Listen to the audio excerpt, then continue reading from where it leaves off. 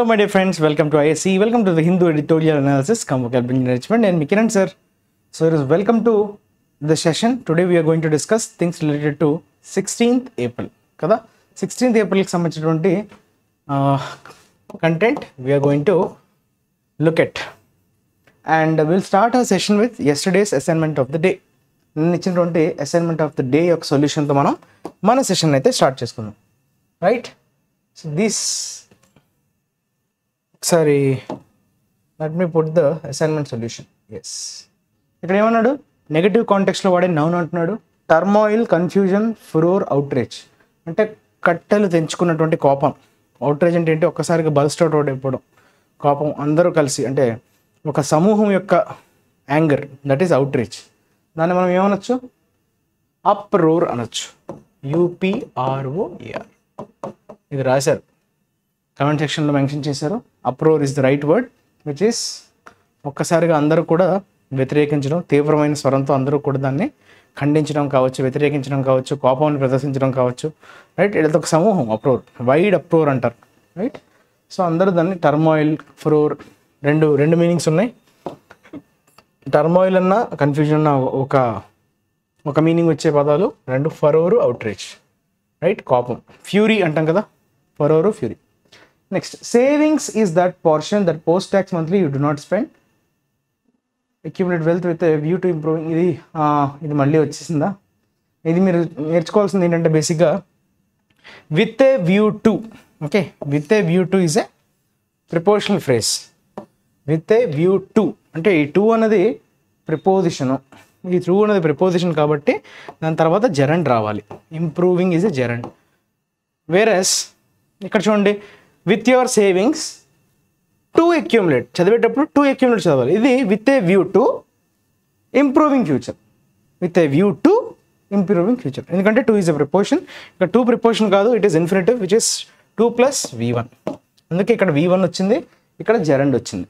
Right, so ఈ రెండు, ఇది బ్లాంక్గా మీకు ఇచ్చి ఉండాల్సింది, అది మళ్ళీ అలా పడిపోయింది. సో అక్యూములేట్, ఇంప్రూవింగ్ ఎక్కడ ఉందో that will be your correct answer. Improving and అంతేనమ్మా, అక్యూములేట్ ఒకటి, తర్వాత ఇంప్రూవింగ్ అంటే option D. D should be your correct answer. Okay, with a view to. Right, with a view to is a prepositional phrase కదా. ఈ to అనేది fixed preposition కాబట్టి I'm looking forward to అంటారు. దానిలాంటి example ఒకటి చెప్తాను చూడండి, ఐఎమ్ లుకింగ్ ఫార్వర్డ్ టు. ఇది కూడా అలాంటిదే. లుకింగ్ ఫార్వర్డ్ తర్వాత టు అనేది ఫిక్స్డ్ ప్రిపోజిషన్ కాబట్టి టు తర్వాత ఇక్కడ మనకి జనరల్గా ఏం చేస్తారంటే టు మీట్ యూ అనేస్తాడు. మీట్ యూ కరెక్ట్ అయినా అంటే కాదు, ఎందుకంటే looking forward to. Okay, looking forward to, this is the standard phrase. To అన్నది అక్కడ ఫిక్స్డ్ ప్రిపోజిషన్ కాబట్టి ఇక్కడ మీటింగ్ రావాలి. I object to, I object to. Right, watch movies, ఇది కూడా అంతే. అబ్జెక్ట్ తర్వాత టు అన్నది ఫిక్స్డ్ ప్రిపోజిషన్ కాబట్టి, ఫిక్స్డ్ ప్రిపోజిషన్ కాబట్టి ఇది V1 కాదు, ఇక్కడ జెరండ్ రావాలి. అంటే వాచింగ్, నౌన్ కదా, ప్రిపోజిషన్ వచ్చిన తర్వాత నౌన్ రావాలి. 2 + V1లో 2 ప్రిపోజిషన్ కాదు, 2 ఈస్ 2 + V1 ఇన్ఫినిటివ్. రైట్, అలా. రైట్, సో అది ఆ కాన్సెప్ట్ని బేస్ చేసుకొని ఇది. Right, next we will talk about revision vocabulary. So we have got 6 words which are related to yesterday's editorial. So portent అంటాడమ్మా. పోర్టెంట్ అంటే ఏంటమ్మా, ఒక నెగిటివ్ సైన్, నెగటివ్ ఇండికేషన్. ఫ్యూచర్లో ఏదో బ్యాడ్ జరగబోతుంది అనేటువంటి ఒక బ్యాడ్ ఇండికేషన్ మనం we call it as portent. So which is a noun used in negative context కదా, దిస్ పోర్టెంట్. అప్పుడు ఏమవుతుంది చెప్పండి, ఉమెన్, సి బ్యాడ్ సైన్ కదా, that is a omen. Omen అన్నా కూడా మనకి ఏదో కీడు జరగబోతుంది అనేటువంటి ఒక సంకేతాన్ని మనం అంటాం. ఆగరి, సైన్, ఇండికేషన్ అని చెప్పచ్చు. ఆగరి, can use the word sign or indication. So these are the words. Tantalizing. Tantalizing అంటే చాలా ఇంట్రెస్ట్ని, అరౌజ్ ఇంట్రెస్ట్ని కలగజేసే విధంగా, మనలో ఇంట్రెస్ట్ని రేకెత్తించే విధంగా, that is called tantalizing. So this is verb. So arouse interest ఉంది చూసారా, ఈ arouse interest will be the correct answer. దాంతోపాటు మనం ఏం చెప్పొచ్చు, స్టిమ్యులేట్ డిజైర్ అని కూడా చెప్పొచ్చు.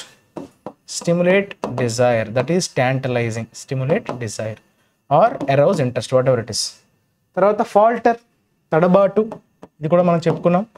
ఫాల్టరింగ్ అని చెప్పుకున్నాం కదా.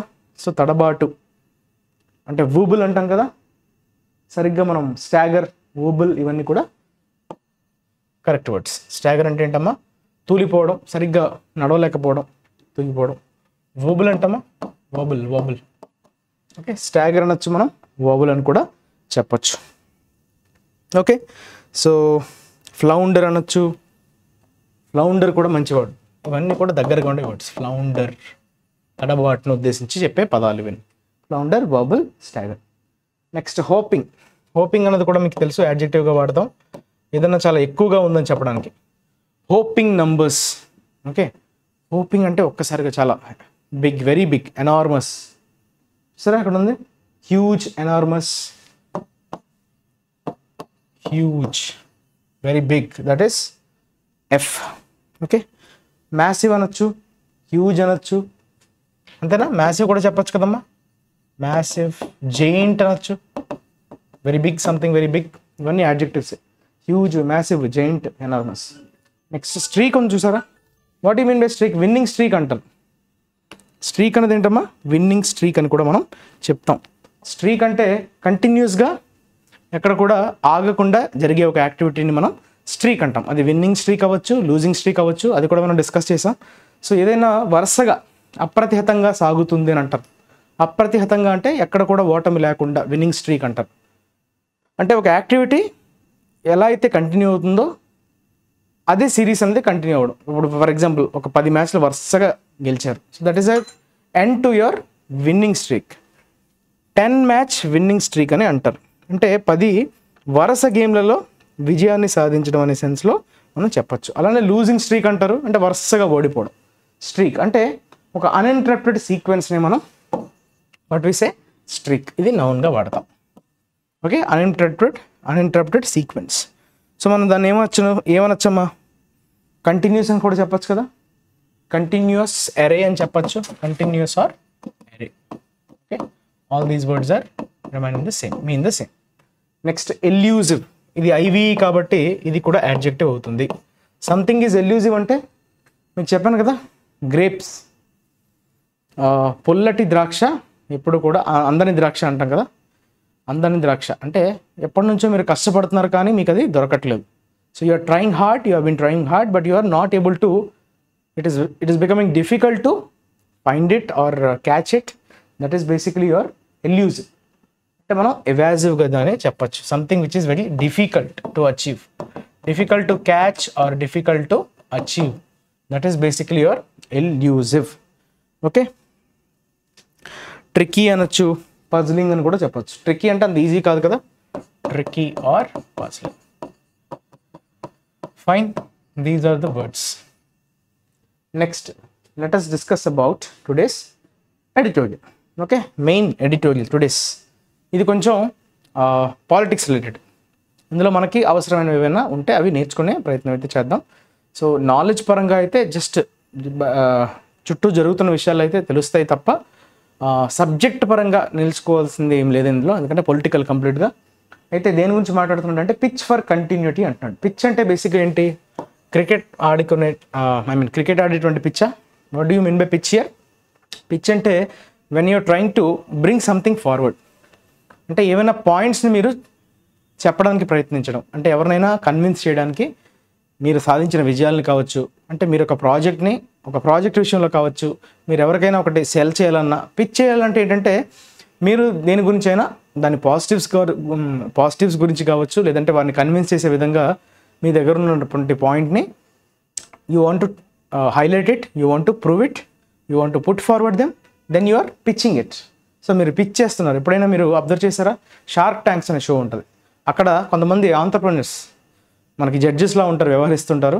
సార్ వారి ముందు కొంతమంది వచ్చి ఆఫర్ చేస్తుంటారు, ఇట్లా ఇది నా ఐడియా అని పిచ్ చేస్తుంటారు. ఐడియా పిచ్ చేయడం అంటే ఏంటి, వాళ్ళని కన్విన్స్ చేసే ప్రయత్నం చేస్తున్నారు. ఇది మా ప్రోడక్ట్, మా ఇదేంటి మా విజన్ ఏంటి అని చెప్పే ప్రయత్నం చేస్తారు. దాంతో కన్విన్స్ అయితే వాళ్ళు అందులో షేర్స్ కొంటారు కదా, ఇంత వాటాను నేను తీసుకోవడానికి రెడీగా ఉన్నారు అని చెప్తారు. So when you're trying to pitching means you're trying to put your thoughts regarding a project or regarding something which is right promising.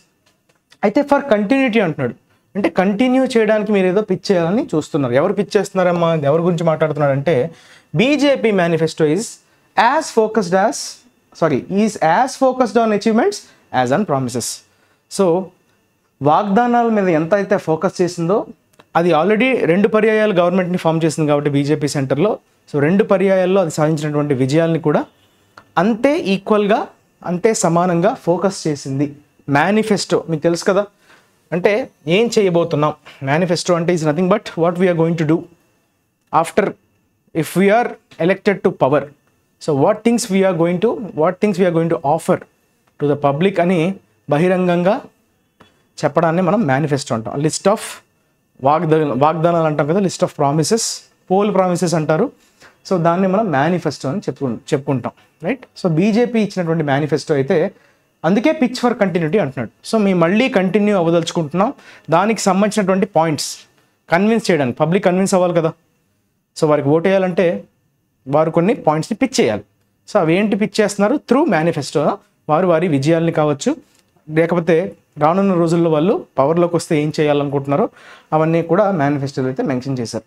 So achievements, promises రెండింటి మీద కూడా ఈక్వల్ ఫోకస్, యాజ్ ఫోకస్డ్ అని చూసారా, అంటే ఈక్వల్. యాజ్ వచ్చిందంటే అర్థం ఏంటమ్మా, సమానంగా రెండింటికి కూడా ఈక్వల్ ఇంపార్టెన్స్ ఇవ్వడం. As focused on achievements as on promises.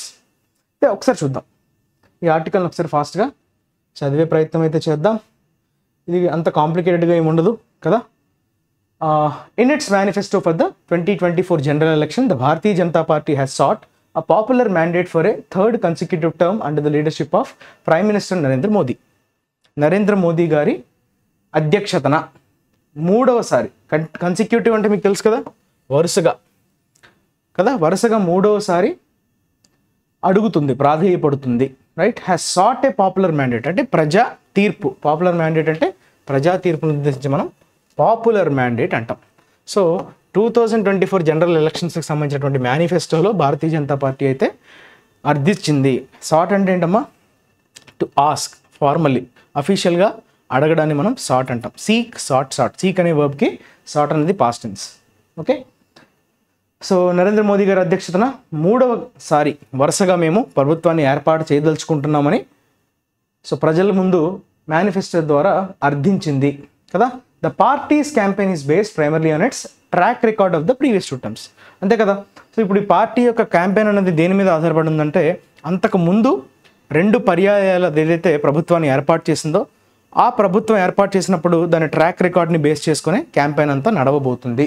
The party's campaign is based primarily on its track record of the previous 2 terms. ముందు 2 పర్యాయాల మీద ఆధారపడి ఉంది. ఓకే.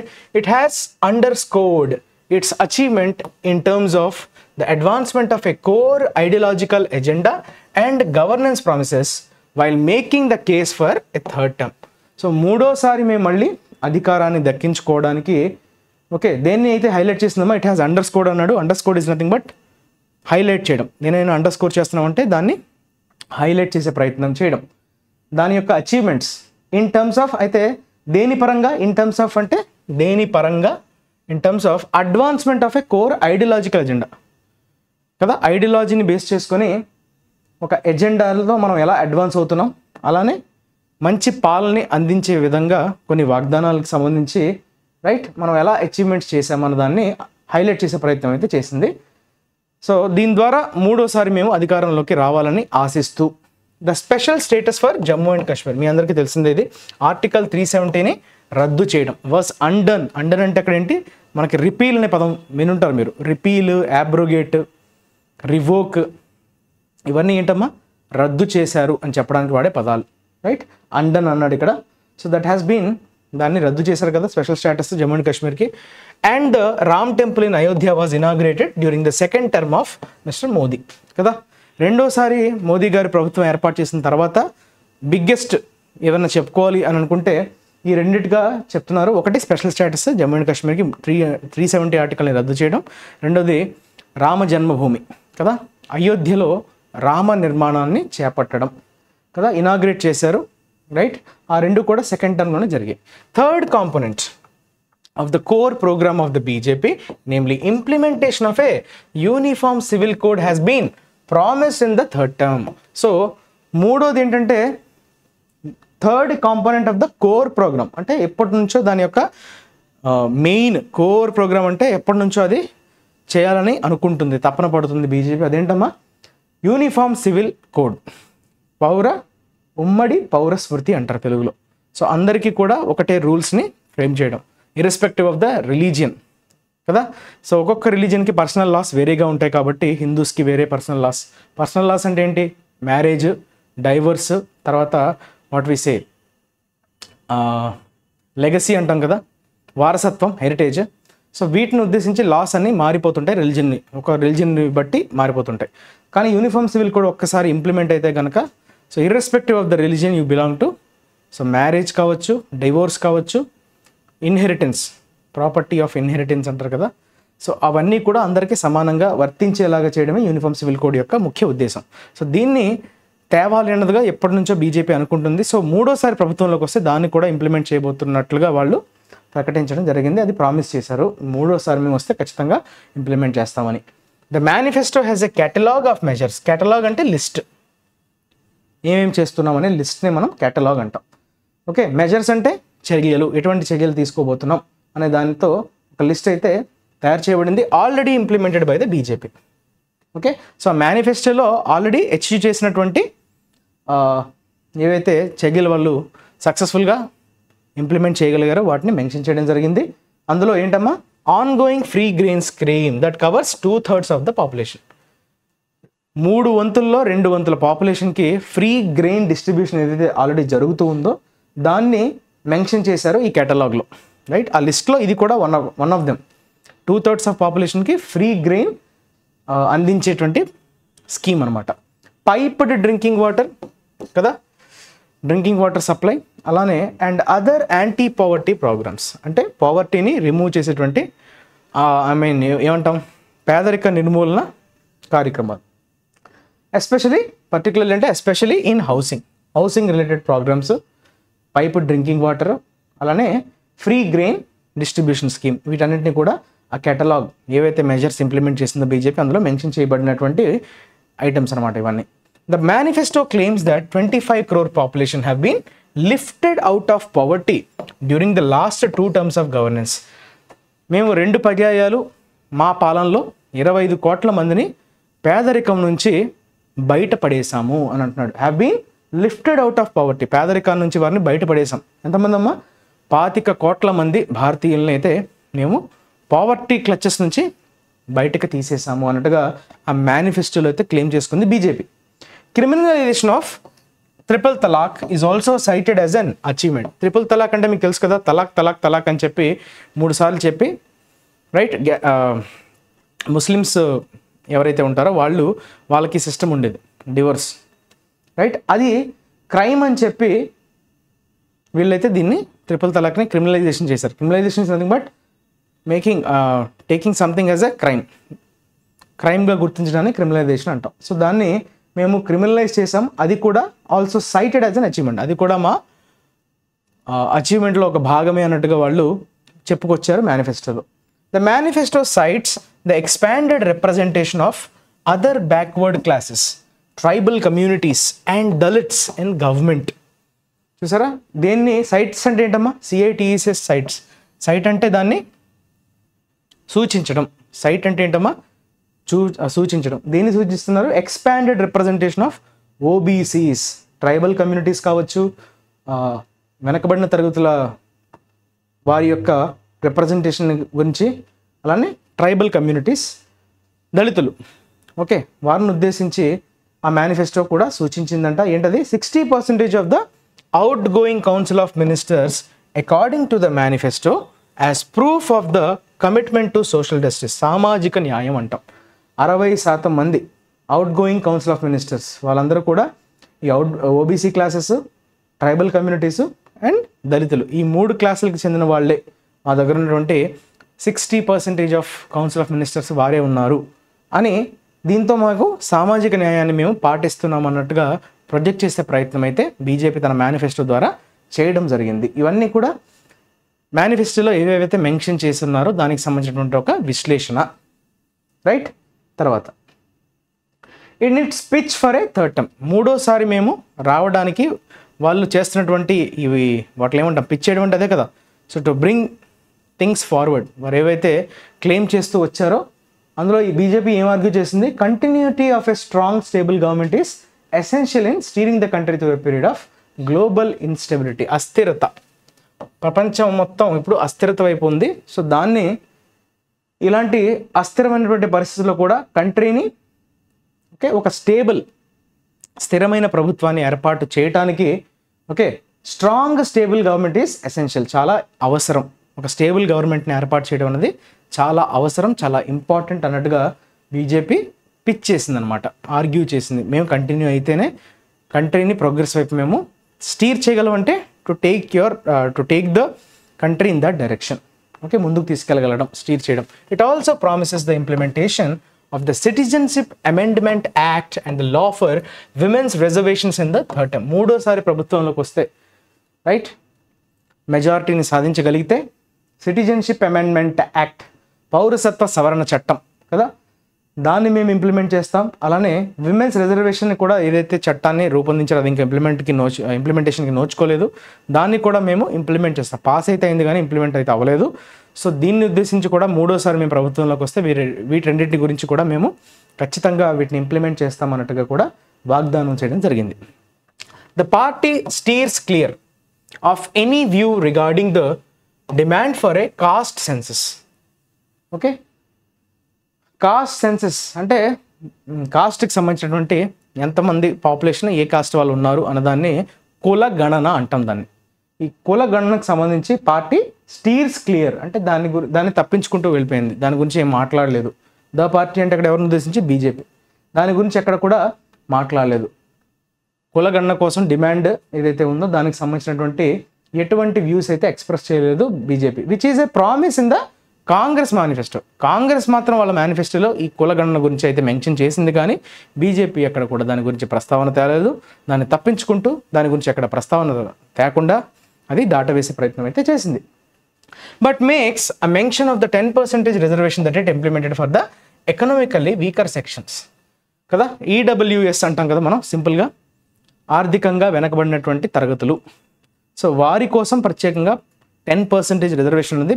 బీజేపీ తన ఫస్ట్ గవర్నమెంట్ లాస్ట్లో అంటే సెకండ్ టర్మ్కి వెళ్లే ముందు ఈబీసీ రిజర్వేషన్ అనేది తీసుకురావడం జరిగింది. ఎకనామికల్లీ వీకర్ సెక్షన్స్ ఈడబ్ల్యూఎస్ అంటారు. సో ఆర్థికంగా వెనకబడినటువంటి తరగతులకు చెందిన వారికి 10% అనేది రిజర్వేషన్ ఇవ్వాలి అన్నట్టుగా ఏదైతే ఇంప్లిమెంట్ చేసిందో దాని గురించి అయితే మెన్షన్ చేసింది BJP. The key new promise that it makes for a third term is a health care guarantee worth up to 5 lakh for senior citizens. చూసారా, కీ అంటే ఏంటమ్మా అక్కడ ఇంపార్టెంట్, ముఖ్యమైనటువంటి మరొక వాగ్దానం ఏంటి, మూడోసారి మేము అధికారంలోకి వస్తే health care guarantee. Health care guarantee అనే పేరుతో అది కూడా ఎంత కవర్ చేస్తుందమ్మా, 5 లక్షల వరకు కవర్ చేస్తుంది. అది కూడా సీనియర్ సిటిజన్స్ని ఉద్దేశించి చాలా మంచి పథకం, అది ఖచ్చితంగా మేలు చేస్తుంది. సీనియర్ సిటిజన్స్ వాళ్ళకి రైట్ 60+ ఉన్న వాళ్ళకి ఈ స్కీమ్ వర్తించే విధంగా మేము వస్తే ఖచ్చితంగా 5 లక్షల వరకు మేము హెల్త్ కేర్ గ్యారంటీని ఇస్తామన్నట్టుగా ప్రామిస్ చేసింది. In a notable departure there is no reference in the manifesto for a national register for citizens. ఇది కొంచెం కాంట్రవర్షియల్ అయింది కదమ్మా, కంటెన్షియస్ టాపిక్ అన్నట్టు. చూసారా, కంటెన్షన్స్ అంటే వివాదాస్పదమైనది అని అర్థం. కంటెన్షన్ అంటే వివాదం, కంటెన్షియస్ అంటే వివాదాస్పదమైనది. సో మేనిఫెస్టోలో కూడా ఎక్కడ కూడా నేషనల్ రిజిస్టర్ ఫర్ సిటిజన్స్ దీని మీద చాలా కాంట్రవర్సీ అయితే చోటు చేసుకోవడం జరిగింది. అంటే సిటిజన్స్ ఎవరెవరు ఉన్నారు అనే ఒక రిజిస్టర్ని మెయింటైన్ చేద్దాం అనుకునేటువంటి ప్రతిపాదన తీసుకురావడం జరిగింది. అది చాలా వివాదాలకి దారితీసింది. ఆ ఎన్ఆర్సీ గురించి అయితే ఎక్కడ కూడా ఆ మేనిఫెస్టోలో అయితే ఎక్కడ కూడా ప్రస్తావన తీసుకురాలేదు. ఇది చాలా గమనించదగ్గ విషయం. నోటబుల్ అంటే ఇది చాలా గమనార్హం అంటాం కదా, that is notable departure. Apart from the emphasis on mister Modi's personal appeal, the entire manifesto is titled Modi's guarantee. చూసారా, మోదీ గారి పర్సనల్ అపీల్ మీద ఇచ్చినటువంటి ఎంఫసిస్ని పక్కన పెడితే ఆ ఎంటైర్ మేనిఫెస్టోకి ఇచ్చినటువంటి టైటిల్ ఏమని ఉందమ్మా, మోదీస్ గ్యారంటీ అనే పేరుతో టైటిల్ అయితే పెట్టడం జరిగింది ఆ మేనిఫెస్టోకి. The BJP is making an appeal to the Gramin, Yuva, Annadata, Nari and middle class segment. దానికి ఒక యాక్రోనిం పెట్టాడమ్మా, జ్ఞానం అని. జీ ఈజ్ ఫర్ గ్రామీణ్ అంటే విలేజర్స్, వై అంటే యువ అంటే యూత్, ఏ అంటే అన్నదాత అంటే ఫార్మర్స్, ఎన్ అంటే నారీ అంటే ఫీమేల్ కదా, విమెన్, అండ్ మిడిల్ క్లాస్ మధ్యతరగతి వాళ్ళు, వీళ్ళందరిని ఉద్దేశించి జ్ఞానం అనేటువంటి సెగ్మెంట్ని ఓకే వాళ్ళందరినీ అపీల్ చేస్తుంది వాళ్ళందరికీ. మీ అందరికీ మేము చేయబోతున్నాం, మీ సెక్షన్స్ని మేము ప్రత్యేకంగా టార్గెట్ చేసి రైట్ బీజేపీ అనేది ఒక అపీల్ అయితే చేసింది వీరందరికీ, which refers to rural areas, youth, farmers. ఇదంతా హిందీలో ఉంది, ఇది ఇంగ్లీష్ ట్రాన్స్లేషన్. ఓకే, తర్వాత the manifesto documents the BJP strategy and vision which indicates continuity in the trajectory of India set during the last 10 years. గత 10 సంవత్సరాల్లో India యొక్క పురోగతి, దాని పాత్ ఎక్కడుండేది ఎక్కడికి వచ్చింది అనేటువంటి ఆ పాత్ ఏదైతే ఉందో, గ్రోత్ స్టోరీ అంటాం కదా. ట్రాజెక్టరీ అంటే అది ట్రావెల్ చేసినటువంటి పాత్ని మనం ఉద్దేశించి ట్రాజెక్టరీ అంటాం. సో అది ఎదిగిన విధానం, 10 ఏళ్ల క్రితం దేశం ఎట్లా ఉండింది, ఇప్పుడు మేము పాలించిన తర్వాత ఈ 2 పర్యాయాలు మా ప్రభుత్వం ఏర్పడిన తర్వాత దేశం యొక్క పరిస్థితి, దిశ అని చెప్తాం కదా, దిశ ఎట్లా ఉంది అన్నది ఈ డాక్యుమెంట్స్ రూపంలో బీజేపీ స్ట్రాటజికల్గా పెట్టడం జరిగింది. Okay, strategy and vision which indicates continuity in the trajectory. So ఎలా అయితే ట్రాజెక్టరీ ఒక మంచి గ్రోత్ పాత్లోకి తీసుకెళ్ళామో, మళ్ళీ థర్డ్ టైం కూడా వస్తే ఆ ట్రాజెక్టరీని మనం మెయింటైన్ చేయొచ్చు అన్నట్టుగా బీజేపీ స్ట్రాటజికల్గా ఆ డాక్యుమెంట్స్ని అయితే పెట్టడం జరిగింది. ఓకే, డాక్యుమెంట్స్ అంటే అక్కడ మీనింగ్ ఏంటి, నౌన్ కాదు, అది వర్బ్గా వాడాడు. ఓకే, వీటిని పొందుపరిచింది, డాక్యుమెంట్ చేసిందంటే పొందుపరిచింది. After 2 terms the BJP had to necessarily recount its welfare schemes and other achievements, but as a party in power its promises should have been more సబ్స్టాన్షివ్.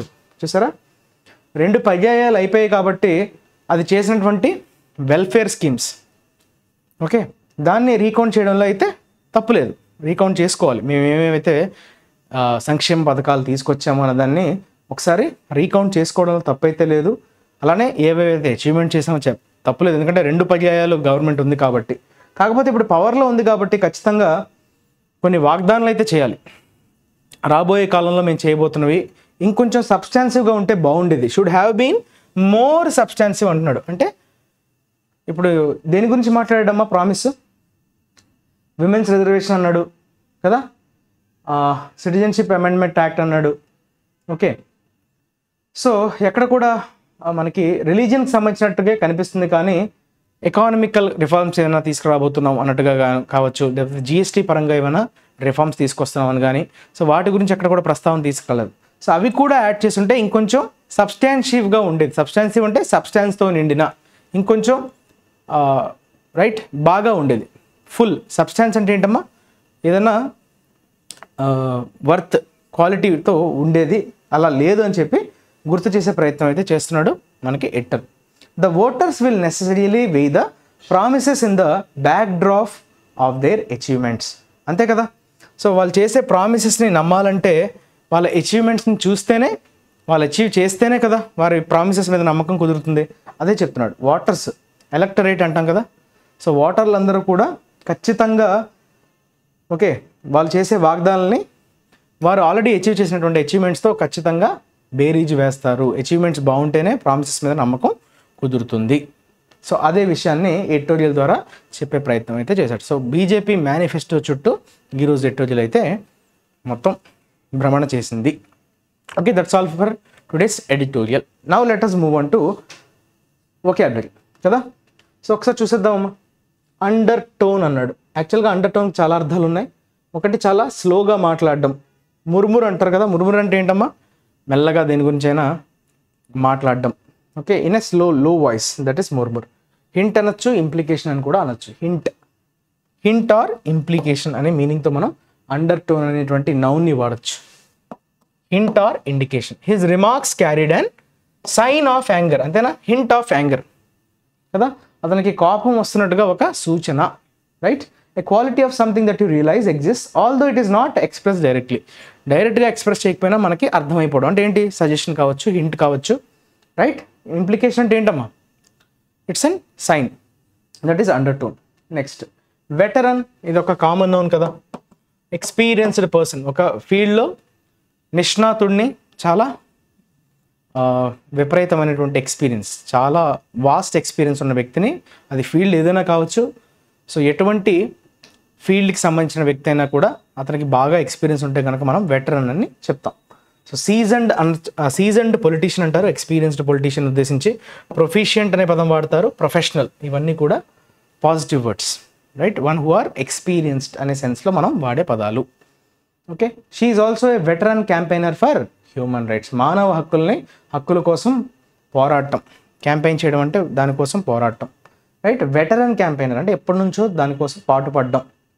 Having been involved in a particular activity for a very long time, చాలా సమయం నుంచి దానికోసం, right, భాగస్వాములు అవ్వడం, involve అవ్వడం, that is veteran. Tangible is basically your adjective. Tangible, intangible రెండు పదాలు ఉంటాయి. ఈ రెండు ఒకదానికొకటి opposites. Tangible goods, intangible goods. Tangible means which you could be able to touch, దేన్నైతే మీరు టచ్ చేయగలరో, which you could feel, right, the presence of. Real and not imaginary, able to be shown, touched or experienced, or ఇది touched or experienced, right, that is your tangible. Palpable అనొచ్చు, corporeal అనొచ్చు, touchable అనొచ్చు. ముట్టుకొని మనం స్పర్శ చేయగలిగే వాటిని మనం టాంజిబుల్ అంటాం. We need tangible evidence, right. కళ్ళకు కనిపించేది, చేతితో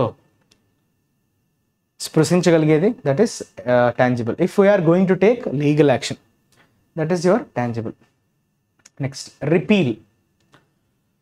రిపీల్ని నౌన్గా వాడచ్చు, వర్బ్గా వాడచ్చు. రిపీల్ చేయడం అంటే ఇందాక చెప్పుకున్నాం కదా, అబ్రోగేట్ అనే పదం వాడాం. అబ్రోగేషన్, అది కూడా యాడ్ చేసుకోండి కావాలంటే. అబ్రోగేషన్ అన్నా, రిపీల్ అన్నా, ఓకే, రివోక్ అన్నా. రిపీల్ని వర్బ్గా వాడితే అబ్రోగేట్, రివోక్, ఎనుల్, ఇవన్నీ నౌన్ ఫామ్స్, ఇవి verb forms. Annul is a verb, revoke is a verb, అట్లానే అబ్రోగేట్ ఇది కూడా వర్బే. ఇవన్నీ కూడా వర్బ్స్ మనకి కదా.